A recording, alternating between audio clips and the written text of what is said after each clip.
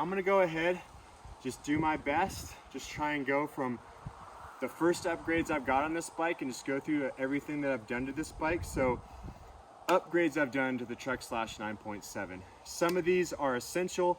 Some of these are just kind of ones that I really wanted to have, ones you might not necessarily need for your Trek Slash. But let's go ahead and get into it. So the first thing I did that I think is absolutely essential for any mountain bike is doing the ride wrap. So I got that ride wrap put on there. You can barely see it. These guys did a really good job. I don't know if you can get up close at all right there, babe, and like take a look. You can kind of see the outlines of the ride wrap, but I got the Trek Slash ride wrap kit.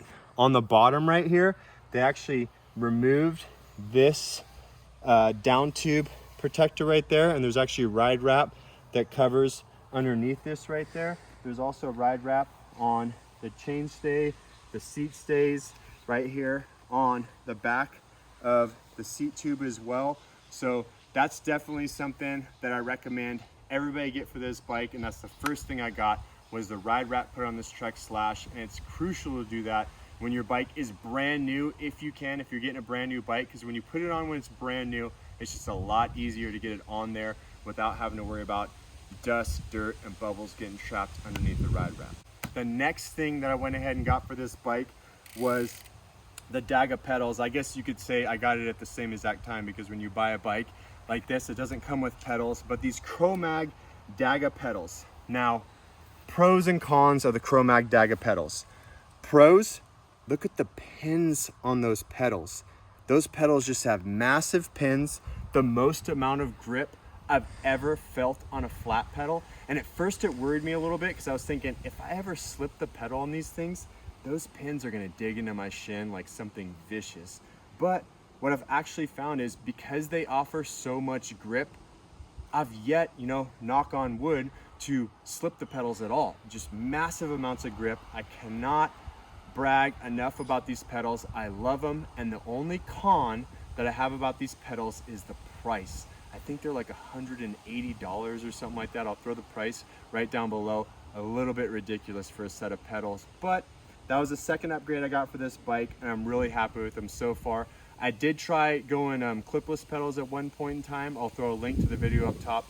That didn't work out too well for me, so now I'm back to riding these Chromag Dagga flat pedals. All right, so now the next upgrade I went ahead and did on this bike was the saddle.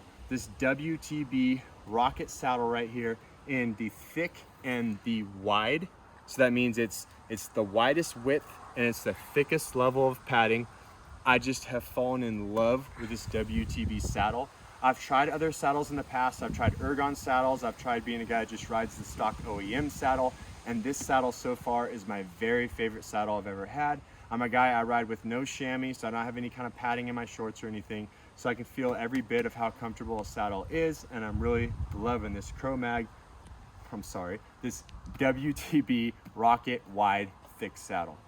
All right, the next thing that I went ahead and got for my bike, and this is something that definitely was not necessary, but something I just wanted, is I got this Fox 38 Performance Elite fork right here. The Fox 38 Performance Elite fork with the Grip 2 damper. Now, this bike already came with a Fox 36 Rhythm fork that had the grip damper, just your basic open and close adjustments.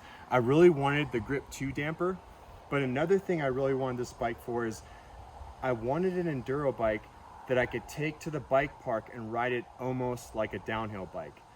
And with me being a 200-pound plus guy, that's why I decided to just go ahead, go with the Fox 38 fork. I got that Grip 2 damper that you could feel immediately the difference between the Grip damper and the Grip 2 damper.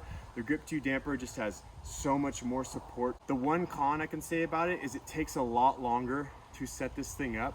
I initially went with the factory settings on the compression and the rebound, and that felt horrible.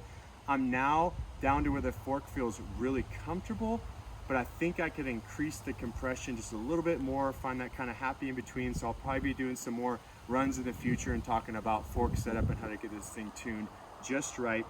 And since I was going ahead and getting the Fox 38 fork, one of the upgrades I got to my bike with it was this Fox mud guard that comes as part, it comes designed for the Fox 38. I love the way this mud guard looks. It performs well too, but love the way it looks.